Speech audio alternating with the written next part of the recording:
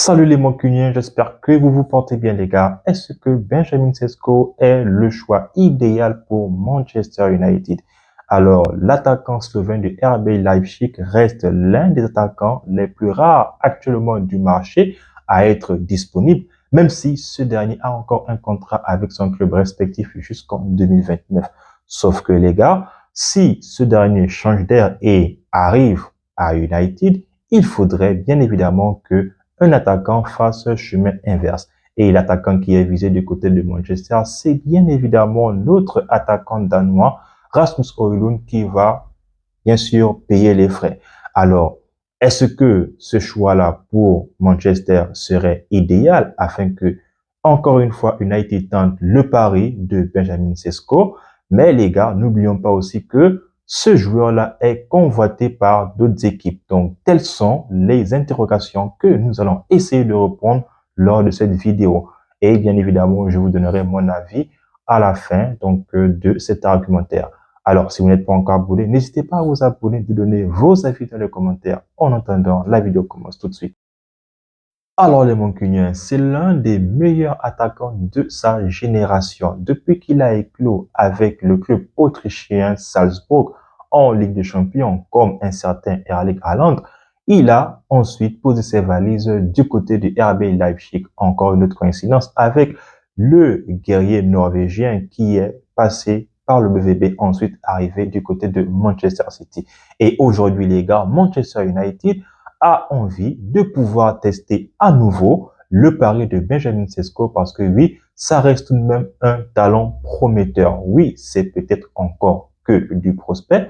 N'empêche que depuis qu'il a éclos aux yeux du monde du foot, c'est un joueur qui est en train de confirmer saison après saison.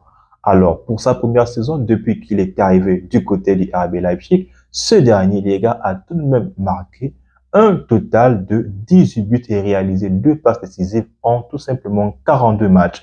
Et l'année qui a suivi, donc l'année dernière, les gars, il a donc réussi à marquer 21 buts et offert 8 passes décisives. Donc là, ça montre très clairement la progression que ce joueur-là a pu apporter. Oui, les gars, c'est un joueur qui évolue du côté de la Bundesliga. N'empêche que ça reste tout de même un élément sûr du côté du championnat anglais. Et sachant que Manchester United a tout simplement envie de s'attacher les services d'un attaquant qui doit confirmer lorsque cet attaquant-là va arriver à Old Trafford, donc United se permet de pouvoir sonder le terrain afin que Benjamin Sesko puisse signer du côté de Manchester United.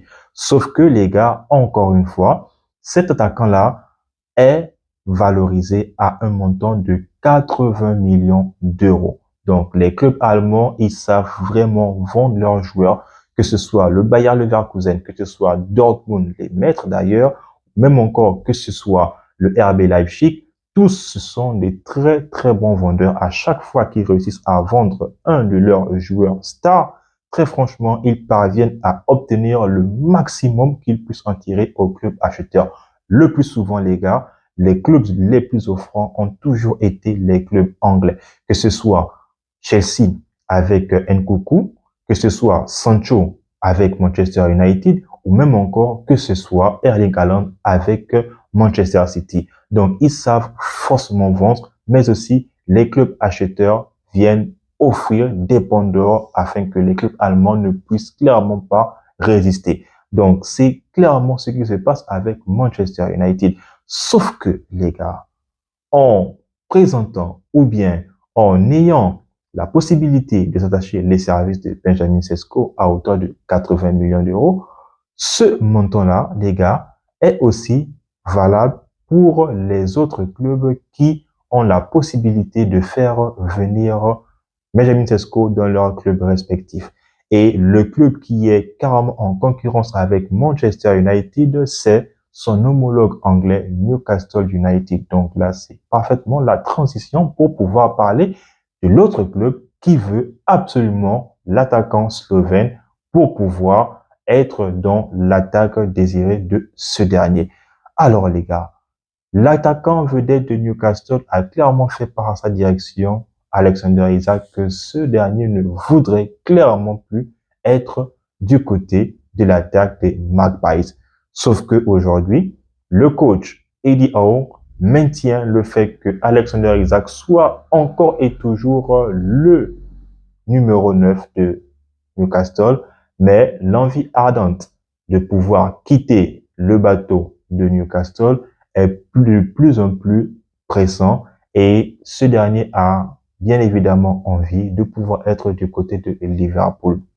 Donc, pour le moment, les gars, rien ne s'est encore fait, mais ce qui est sûr et certain, c'est qu'il y aura vraiment des chaises musicales, voilà, donc, qui va donc se passer lorsque l'un des attaquants va donc bouger. Parce que oui, les gars, si Alexander Isak va du côté de Liverpool, nul doute que les fonds investis sur Isak seront immédiatement reversés sur Leipzig afin de pouvoir s'attacher les services de notre attaquant.